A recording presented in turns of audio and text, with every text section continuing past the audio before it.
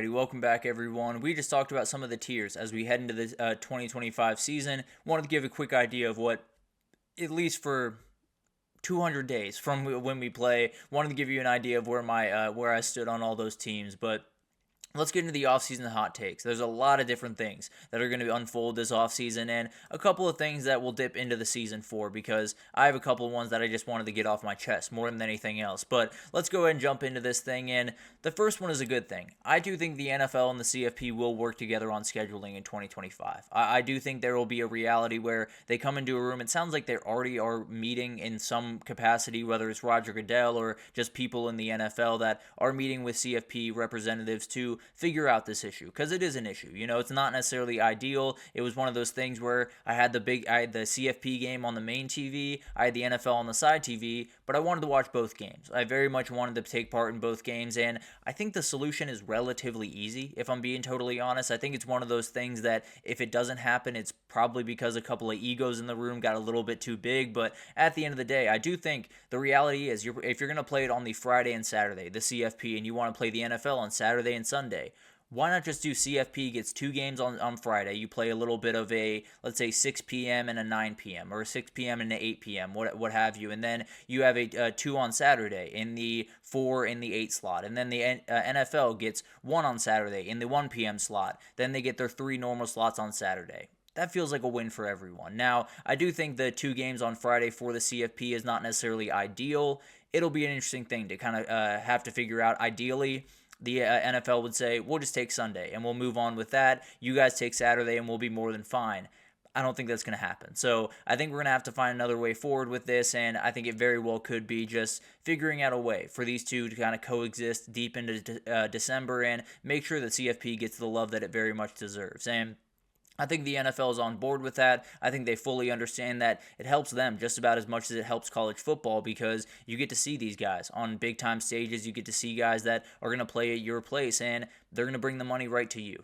These guys are very, very marketable, and let's say this season you see Arch Manning playing in a quarterfinal game. Arch Manning's going to be in the NFL at some point, and you'll be able to benefit off him being in those spots in college. So I do think it's one of those things that if it doesn't unfold this year or the next couple of years, it's probably just because people in the room have a little bit too big of an ego for different moments. But the reality is, I think it's a very easy fix, and one that would at least heighten that product just that little bit more. There will be steps towards an NCAA split during this offseason, and I don't exactly know what that's going to look like. I don't exactly know how many concrete steps are going to be taken or how loud it's going to be.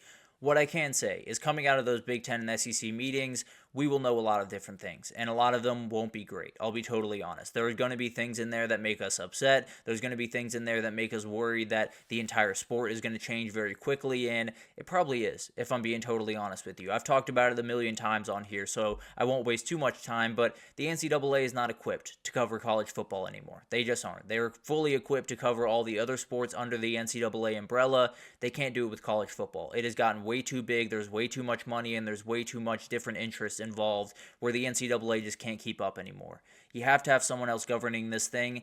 You just got to hope it's not just the Big Ten and the SEC. You just got to hope that the SEC and the Big Ten understand that it's not all about, putting your conference ahead or making the most money for your conference. It's about the sport, and that's a tough thing to figure out for a couple of these people, but definitely will be an interesting thing to watch. I think one of the ideal situations actually would be one of the private equity ideas, where you break it up into different tiers, where you have the 60 or 70 teams up top, you have the group of 5, you have the FCS, and it makes it relatively easy. The problem is they'd have to be willing to put the return on investment part to the side just a little bit. I promise you'll make more than enough money on the CFP product. Just let it be what it is. So that's going to be an interesting thing to watch. I do think we'll get a little bit closer to that, whether or not that's Big Ten and SEC breaking away, or that's revenue sharing or anything like that. That will be a totally different conversation, but have to assume we get a little bit closer to that NCAA college football split. Freshman wide receivers, I think, will steal the show again in 2025, because there are some special kids coming into this class, and it is headlined by Dakorien, the guy going over to Oregon that made just ridiculous plays this past couple of weeks that I'm sure you saw on Twitter, but there are a number of other guys. Kaliq Lockett is a name to watch for Texas. They're going to need help at the wide receiver position. This very well could be a starter for them right away. Jerome Miles going over to A&M, definitely a guy that you're going to hear from right away. Quincy Porter at Ohio State, that guy right there. I don't think he's going to be Jeremiah Smith. I do think he could very well be a starter as a freshman, and because he's just an absolute freak. And then you have guys at Georgia and Florida. There's a duo of guys at both those places that I think could be huge players. Tylen Taylor and C.J. Wiley over at Georgia. For Florida, Vernell Brown Jr., Dallas Wilson. Those are going to be some special players, and all guys that have to have big-time roles, especially those UGA guys. They have to step up in a big way because, as we all know, wide receiver is a big-time problem for UGA. And then you add in guys like Caleb Cunningham, like Jamie French, Travis Smith Jr., Cortez Mills. You're going to hear a lot from the freshman wide receivers. There are so many special guys. And then you go over to the 2026 class and you see Chris Henry Jr., one of the guys that is about as close to Jeremiah Smith as you're going to find. He is an absolute freak of nature. And right now he's committed to Ohio State. Just so everyone's on the same page, it could be a nightmare in a couple of years for that Ohio State wide receiver class. But the reality is, it's a very, very talented class this time around. Going to be awesome to watch all these kids go to work in. I don't know if they'll steal the show quite as much as Ryan Williams and Jeremiah Smith did. I think they're going to do plenty in their freshman year. And then in 2026, it's just going to be the Chris Henry show, and we just get to sit back and watch because it's going to be a special, special thing to watch. No Power Conference champion will repeat in the 2025 season. This is one that's a little bit tough. I'm already questioning this one just a little bit. I'll be totally honest with you, but I'm going to roll with it. I'm going to make the best arguments that I can for it. And we'll start with Georgia over in the SEC. I think they're going to be better next year. I really do. I think that wide receiver group is going to get better. I think Gunnar Stockton's going to be a guy that can stretch that defense just a little bit more, use that RPO game with a little bit more effectiveness, especially with his running ability. But the reality is, I also think Texas is going to be a little bit better than they were this year. I also think Alabama, and maybe not Ole Miss quite as much, but I think Tennessee is going to be better. Florida is going to be better. South Carolina is going to be better. I just think there's too many hurdles. I think it's going to be really, really tough for Georgia to find their way back there. Maybe they will, and if anyone can among this group, it's probably going to be Georgia. But at the end of the day, I do think they end up falling off the hill. I do think they end up maybe even missing out on the SEC championship, but probably still making the CFP. Then you do have Oregon over in the Big Ten. They aren't the favorite as of right now. So Penn State, Ohio State is outpacing them in that respect, but they also are a team that plays Ohio State and no, they don't play Ohio State, excuse me. They play Penn State in this upcoming season, and we'll see if they can knock them off and maybe kind of end this conversation very quickly. Very talented team. Dante Moore coming in at quarterback adds some questions to that, but definitely a very talented team. I'll lean towards Penn State right now, but don't feel overly confident as of right now. Oh, excuse me, went one too far here. The Big 12 is another one we want to talk about before we move on. The Big 12 feels like a layup to me. I love Arizona State. I think they're going to be a little bit better next year, but the reality is, I think there's about 5 teams I would lean to before them, whether it was Iowa State or Kansas State or BYU or a number of other teams, because the Big 12 is crazy. I have no inkling that Arizona State's going to be able to run through that thing again. I think it's going to be really tough, and I think someone at least comes out of that other than Arizona State.